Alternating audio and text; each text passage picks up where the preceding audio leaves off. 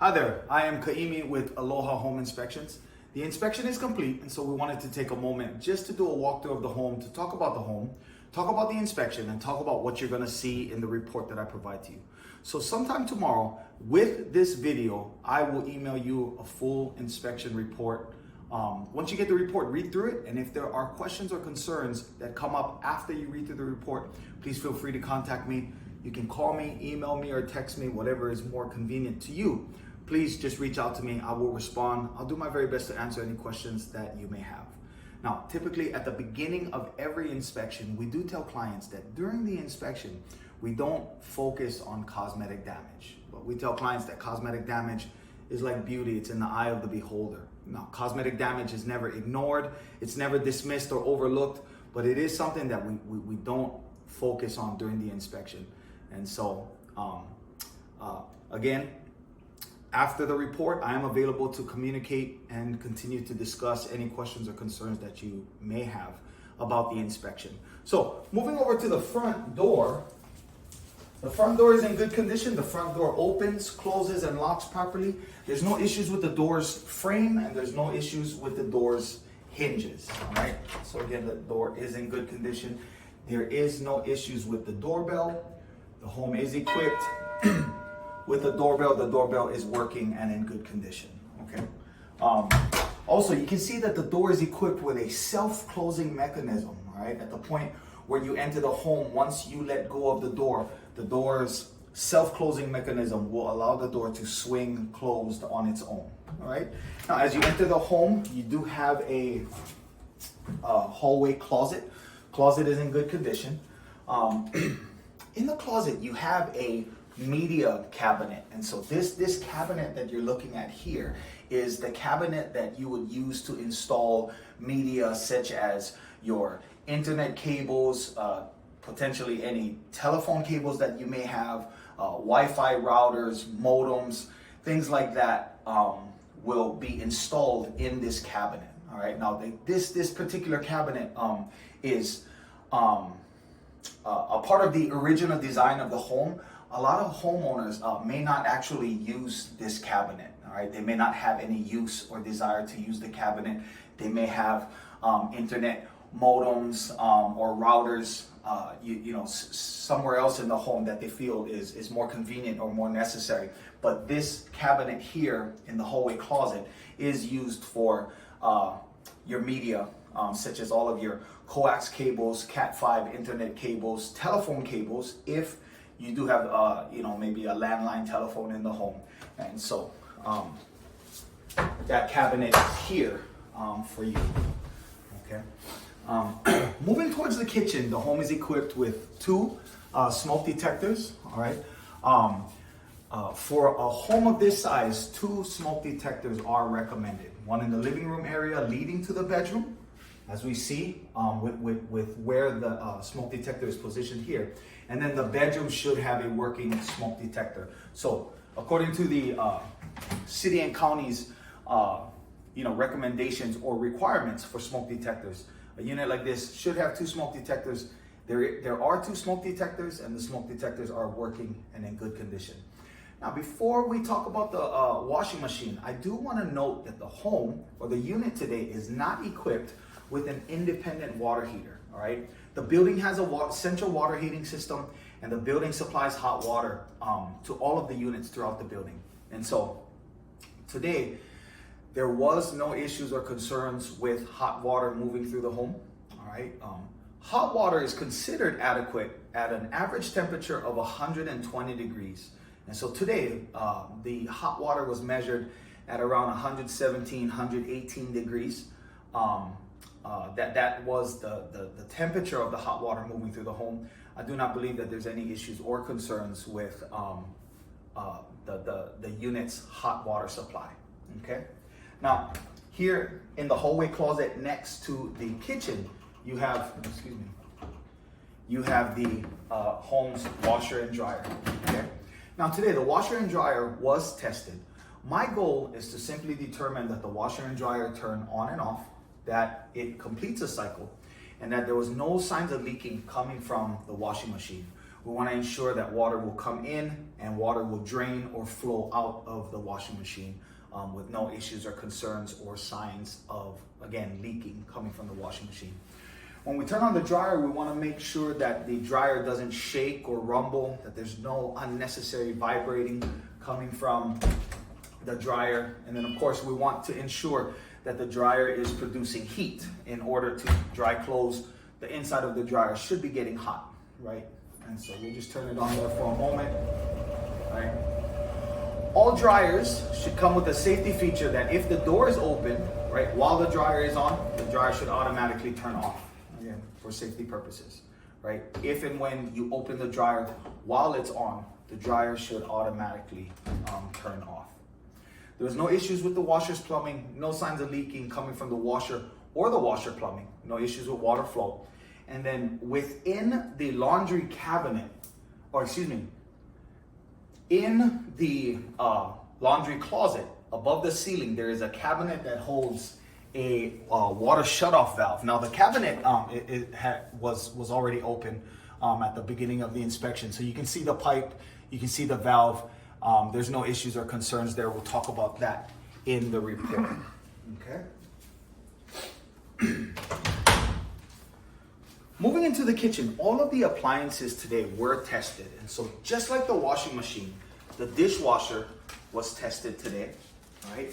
Again, my goal is to determine that the dishwasher turns on and off, that it completes a cycle, and that there's no signs of leaking coming from the dishwasher or coming from the dishwasher drain that leads underneath the sink, okay? So as you can see, the dishwasher is in good condition, it's clean, and when tested, there didn't appear to be any issues or concerns with the dishwasher. Here at the kitchen sink, we're looking for any signs of water flow, any issues with water flow, any issues with water pressure, or any signs of leaking coming from the sink or the sink's plumbing, all right? There didn't appear to be any issues or concerns. Testing the disposal, all right? The disposal is generally quieter disposal, all right? We want to make sure that the disposal... I'm going to interrupt really quick. And this does work too. Yes, the spray wand, right? The faucet is equipped with a spray wand that has a hose. The hose is in good condition. Let me go ahead and turn that back on again. And then Dan and Ruth also, I used some Barkeeper's Friend, and that did remove whatever staining was on the... Yes. I couldn't get really deep in that corner there with my finger. Yeah. But if you get like a cleaning tool, you can probably get it. But all that was on the back side of the bottom, along that, down there, it's all cleaned up. Within the basin, yeah. So again, when we turn on the disposal, we want to make sure that the disposal is not clogged. We want to make sure that the disposal doesn't shake or rumble. No unnecessary vibrating coming from the disposal. We want to check the connections and the gaskets at the disposal. There were no issues or concerns with the disposal today. The disposal is in good condition, all right? There is a wine refrigerator to the left of the kitchen sink. It is in good condition, no issues or concerns. It is producing adequate temperatures. We actually take temperature readings within the refrigerators, right, to ensure that a refrigerator or a freezer is producing adequate temperatures. And so there were no temperature issues within the wine refrigerator, okay? Here we have the oven and the microwave. Again, they were both tested. My goal is to determine that the doors are functional and that they're open and closed properly. We want to make sure that the appliances turn on and off properly. And then after testing the oven, I did take temperature readings to ensure that on a bake cycle at 475 degrees, the oven was producing adequate heating temperatures. We basically preheated the oven to ensure that the temperature rises, it produces adequate temperatures, and that there was no issues or concerns with the oven. All right. The unit is equipped with a gas stove top. All of the burners are working. All right. We do recommend routine maintenance, right? Any type of routine maintenance and cleaning that the manufacturer suggests. All right, let me just go ahead and turn on each burner. Okay. Any moving part of a home, any appliance has some sort of routine maintenance that should be taken into consideration and performed, all right, as requested or recommended by the manufacturer. Okay. There were no issues with the burners. Typically, you want to ensure that there's a steady flow. Also, with the gas burner, you want to make sure that the flame is a consistent blue flame. All right, you don't want to get orange or red flames. That would be an issue with combustion. The way that the gas, or how adequately the gas is burning. All right, and so again, a gas stove will operate off of a combustion system where the gas and oxygen will basically combine to ensure that the gas is effectively burning. So for instance, when you use your gas burner, if only 60% of the gas being injected from the burner is being burnt, you could assume that 40% of the gas is not being burnt, and so it could be basically released into the kitchen as you are cooking. And so again, improper combustion would basically be a cause for the gas to not be burning properly when ignited, and so you could have excess gas being released into the unit. And so one way to always determine proper combustion is to have a nice, consistent blue flame rather than seeing, orange flames like a cigarette lighter. You know how it produces orange flames. That's something that you do not want to see at your stove top. Okay. In order to turn your vent on, all right, you pull this tray out. You can turn the vent on and off, and then you can turn the light on and off. There was no issues or concerns with the vent today. Again, we go back into saying that every moving component within a home or every appliance has some sort of routine maintenance or suggested cleaning or care of the appliance. And so, again, we would recommend routine maintenance, routine cleaning. Throughout the kitchen, we're looking for any damaged shelves. We're looking for stains, cracks, soft spots. Of course, we're looking for bugs anywhere in the unit, but primarily we do want to make sure that there's no bugs within the kitchen, all right? We want to make sure that all of the drawers are on a track and that they slide open and closed properly. And then again, we want to make sure that there are no damaged, missing, or loose hinges, all right, within the cabinets or the drawers of the kitchen, all right? Now, the refrigerator is in good condition. Just like cabinets, we are looking for cracks, stains, we're looking for damaged shelves, okay? We're looking at the rubber gasket or rubber seal around the doors. We want to make sure that the rubber gasket or rubber seal of the door is in good condition so that when the refrigerator door is closed, it is properly sealed and cool air does not have a way of escaping the freezer or the refrigerator when the door is closed, okay? In my report, you will see temperature readings of the freezer and the refrigerator as well as the wine refrigerator showing that the refrigerator and the freezer are producing optimal temperatures, okay? Now, before we leave the kitchen, I wanted to acknowledge that the home today is equipped with GFCI safety outlets, all right? GFCI safety outlets are recommended in the kitchen and the bathroom. And so these outlets have a safety feature, kind of a built-in surge protector that if water came into contact with the outlet or if one of the appliances that is plugged into the outlet has a short circuit or power surge, the outlet will shut off for safety purposes. This prevents you from getting electrocuted. It allows you to unplug the appliance, and when you're ready, you can reset the outlet and turn the electricity back on, okay? So the kitchen is equipped with GFCI safety outlets. There were no issues or concerns with the safety outlets today, okay? Moving into the living room, we have the air conditioning thermostat. The thermostat is working and in good condition. The thermostat at this time is set to 68 degrees. Okay.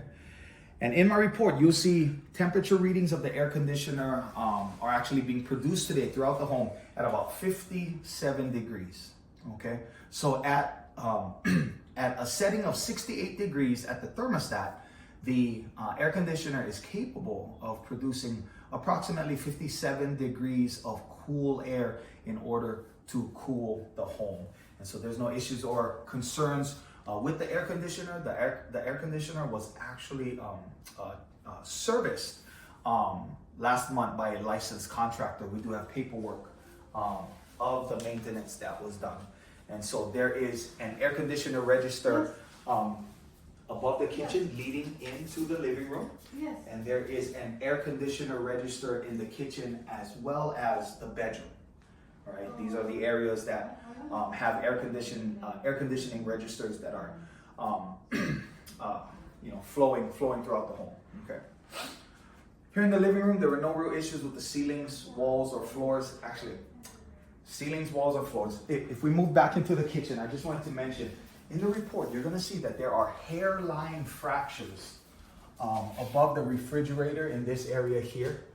I do believe that is cosmetic damage. Basically, this is the threshold where the dropped ceiling corners, right? Corners between the drop ceiling and then the drywall ceiling. Okay. And so there could be an issue with the drywall tape. There could be an issue with the drywall flexing. During a home inspection, we'll use the words fracture and crack differently from one another, right? And a crack and a fracture are not the same thing. And so this is a fracture. It's a hairline fracture. It does not appear to be anything that would be structural. It should be considered cosmetic, and it should be able to be fixed, sealed. In fact, someone could come in today and just paint over it, cover it up, and say, all right, it's fixed. But we will talk about that in the report. Okay. Moving back into the living room again, there were no issues with the ceilings, walls, or floors. We're looking for stains. We're looking for cracks. We're looking for anything that would be considered loose, distorted, or uneven. Okay. There were no issues with the windows. The windows are in good condition. Again, we're looking for anything that would be considered loose, distorted, uneven. We're looking for any window that would be cracked or dented, all right, maybe around the frame. You do have a patio door. The patio door locks properly, and then the patio door will open properly. Excuse me, it's locked. Okay. So the patio door opens, closes, and locks properly. The door, it's a very heavy door, right? There's a lot of muscle that goes into opening and closing the door. And so, again, if there's any routine maintenance, if there's any modifications that you can do to the door or the track, we would recommend doing so. As I said, the door opens and closes properly, but in order to move the door, it's a heavy door. It does take a lot of muscle to open and close the door. The balcony railing is in good condition. It is structurally sound. There's no dents. There's no scratches. There's no structural issues. It is, properly mounted. Nothing is loose, dented, and there's no signs of weather damage. Okay. Now, throughout the living room, you have electrical outlets along the bottom of the windows. All right. All of the outlets were tested. All of the outlets today throughout the home are working and in good condition. This outlet here is actually controlled by one of the light switches in the living room. So this outlet here, right below the patio door, all right, it is working, it's in good condition, but it turns on and off using one of the light switches. I'll have a picture of it in my report. You'll see the designated light switch that operates this outlet, okay? If you don't have any, at this time we can move into the bedroom. Actually, Brian, I'm gonna let you go first. 'Cause I'm gonna close the door. So coming into the bedroom, behind the bedroom door, we have the home's electrical sub panel. Now the sub panel is labeled indicating what each of the breakers supply electricity to. Okay. In my report, you will see pictures of the inside of the breaker panel. I was able to determine today that there's no signs of burning or melting. There's no loose wires, no damaged wires, all right? There's no loose or damaged breakers. The breakers are in good condition. And, you know, throughout the interior panel, you can see all of the circuits between the ground wires, the neutral wires, and then the hot or live wires that are leading into the breakers. And so there's no electrical deficiencies or hazards within the electrical sub panel. Okay. Now in the bedroom, there are some cabinets that lead into the ceiling. All right, as we see here, and then there's one in the closet. All right, that we see now today. We didn't attempt to go into any of these cabinets. You know, a lot of times within the walls and the ceilings of condo units, it's you know, a lot of times there may be electrical wires, piping, plumbing coming from the next floor. I believe that what we will find in these cabinets are plumbing pipes and potential components for the air conditioning system. Now, in this video, I do want to acknowledge that I've spoken to Brian and the listing agent. We're gonna plan a follow-up inspection within the next 3 to 4 days. I'm gonna come back to the home. I'm gonna get into these cabinets. I'm gonna take pictures, do an evaluation, and just let you know if there's any issues or concerns that you may have within the cabinets. Within the ceiling cabinets. But typically, you know, I would say that, you know, the need for yourself as a homeowner to get into these cabinets are, you know, there's no real need to actually be going in and out of these cabinets. Maintenance was recently done by a licensed contractor. They'll come in, they'll get into the cabinet, conduct maintenance, any type of cleaning that may occur. And then, you know, that's the extent of getting in and out of these cabinets. Okay, so we will follow up. We'll do a follow up after today, after you get the report, and we will do an evaluation of the cabinets within the ceiling. Okay, here in the bedroom closet, there were no issues with the closet, no issues with any of the drawers. All of the drawers are in good condition. They're on a track. They slide open and close properly. There was no issues with the closet light, and there was no issues with the closet door. Closet doors are in good condition. They open and close properly. All right, no concerns. All right. Coming into the bedroom, again, there were no issues with the ceilings, walls, or floors. In the report, you are going to see that there's some scratched or damaged drywall to the left of the air conditioning register. All right. Again, it doesn't appear to be structural. It is something that can be repaired. We'll talk about it in the report. We recommend that you get a second opinion from someone who is capable of discussing adequate repairs for the drywall. Okay. The bedroom is equipped with an awning window that basically opens for the purpose of ventilation, right? Just to allow air to flow in and out of the room. Okay, so this is the extent of how far the window opens, and so it'll open, close, and lock. The window opens, closes, and locks properly. Just like the living room, you have electrical outlets below the window. These outlets are working and in good condition. They do have a cover when they're not in use. There were no issues with any of the outlets throughout the bedroom. The bedroom outlets are working and in good condition. And then again, we do have a working smoke detector within the bedroom that is working and in good condition. Now, the home is equipped with a fire, the building itself has a fire protection system, fire sprinkler system. And so what you see here throughout the home, there are little white covers along the ceilings.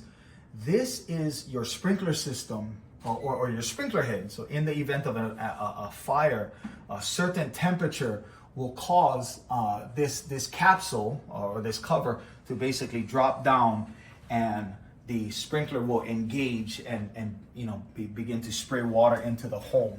So, well, we do have a fire sprinkler head here, and then again, this is a sprinkler head that it remains seated within the ceiling, and after a certain temperature, after the sprinkler head is exposed to a certain temperature, it will basically drop down from the ceiling, and it'll basically engage and begin to spray water into the home. Okay. Coming into the bathroom, there were no issues with the sink stoppers. The sink stoppers are in good condition. You can fill up the sink with water, it'll hold water. There's no issues with water flow, no issues with water pressure, no signs of leaking coming from underneath the sink. Plumbing is in good condition. Okay. There were no issues with the cabinets or drawers. And then, as we discussed in the kitchen, the bathroom is equipped with a GFCI safety outlet. Okay. Now, let me explain something about the bathroom. All of the electricity in the bathroom is connected to the same circuit, right? So the bathroom is all one circuit. And hold on just a second. So because the bathroom is all on one circuit, if the GFCI outlet trips, the entire bathroom loses power, right? There is a power loss to the entire bathroom. So it was designed this way, right? Whoever wired the bathroom as one circuit, which includes the safety outlet. So here in the breaker panel, you have a safety breaker, right? So I can go ahead and turn the breaker on. As you can see, right, the bathroom lights up again, okay? So if you're in the bathroom, you're blow drying your hair, right? And there's something wrong with the blow dryer. The blow dryer has an electrical surge or an electrical malfunction. Again, for safety purposes, the outlet will shut off, shutting off the entire power to the bathroom. Because not only do you have a safety outlet, but the bathroom is connected to a safety breaker, right? So the safety mechanism that you have in the outlet is what is also in the breaker.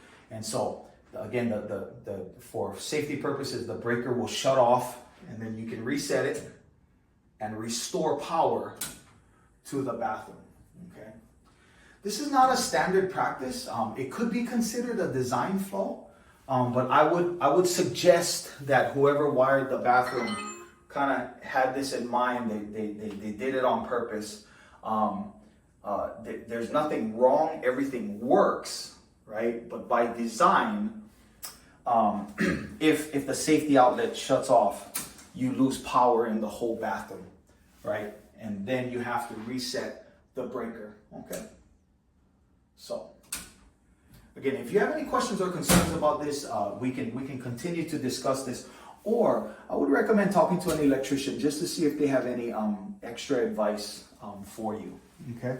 There's no issues with the bath fan. Here in the bathroom, the top handle will turn the shower on and off. And then the bottom handle will control the temperature of the shower between hot water and then cold water. All right. There are no issues with water flow, no issues with water pressure. There's no issues with drainage. As water enters the shower floor, it will run along the shower floor, and there's no issues with water draining from the shower. Okay. Now today the toilet is in good condition. There's no issues with the toilet's flush. There's no signs of leaking coming from the toilet. Again, the toilet is equipped with a total bidet. The bidet does appear to be in good condition. We would recommend researching the make and model to determine all of the features and the functions of the bidet. I know that you can flush the toilet. Okay. So go ahead and have the toilet flush. There's 2 flush cycles, depending on what you are flushing. There is a button that actually controls the automatic seat, and it'll allow, hold on one moment. I think I might be in there. There, right. So there is a button that will control the seat going up or down, and then you have different controls for the water pressure of the bidet, which typically shouldn't be, the bidet itself shouldn't be operated unless someone is actually sitting down on the toilet, okay? And so, again, there doesn't appear to be any issues with the toilet. The toilet is properly installed and mounted onto the bathroom floor. There's no issues with water flow, right? There's no issues with the toilet's flush. And there's no signs of leaking coming from the toilet, okay? So between myself, Ryan, and the listing agent, we'll try to gather as much information as we can about this particular model of